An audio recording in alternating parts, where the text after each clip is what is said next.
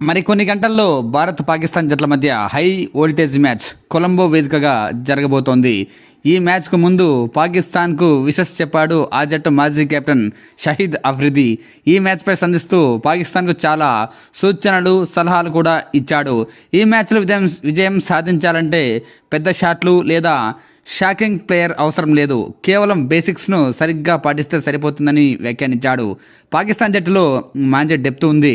Batting, bowling, fielding ఈ 3 విభాగాల్లో తక్కువ తప్పులు చేయడమే మన జట్టు విజయానికి కారణమవుతుందంటూ వ్యాఖ్యానించాడు.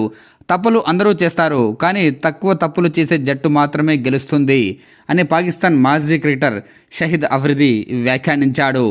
మిడిల్ ఆర్డర్లో మంచి బ్యాట్స్మెన్ ఉండడంతో తిరిగి నిలబడే అవకాశం ఉందని చెప్పుకొచ్చాడు. ఇన్నింగ్స్ ఆరంభంలో జాగ్రత్తగా ఆడి స్కోర్ బోర్డును ముందుకు తీసుకెళ్లాలి.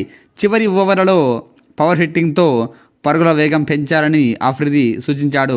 ప్రత్యేకంగా పాకిస్తాన్ జట్టు ఓపెనర్లకు షాహిద్ అఫ్రిది ఓ సలహా ఇచ్చాడు. రన్ రేట్ పెంచే ప్రయత్నం చేయాలి, కానీ తొందరపడి వికెట్ కోల్పోవద్దని హెచ్చరించాడు. జట్టు సమతుల్యంగా ఆడితే మంచి ఆరంభం దక్కుతుందని పేర్కొన్నాడు. మొత్తానికి షహీద్ అఫ్రిది చెప్పిన ప్రకారం భారీ షాట్ల కంటే కూడా బేసిక్ అంశాల్లో పటిష్టంగా ఉండడం పాకిస్తాన్కు మంచిదంటూ కూడా అఫ్రిది మరోసారి వ్యాఖ్యలు చేశాడు.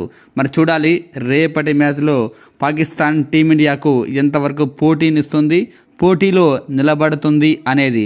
ఎందుకంటే ఐసీసీ ఈవెంట్లలో అసలు ఈ మధ్యకాలంలో భారత్పై పాకిస్తాన్ గెలిచే సందర్భాలు చాలా తక్కువగా ఉన్నాయి కాబట్టి.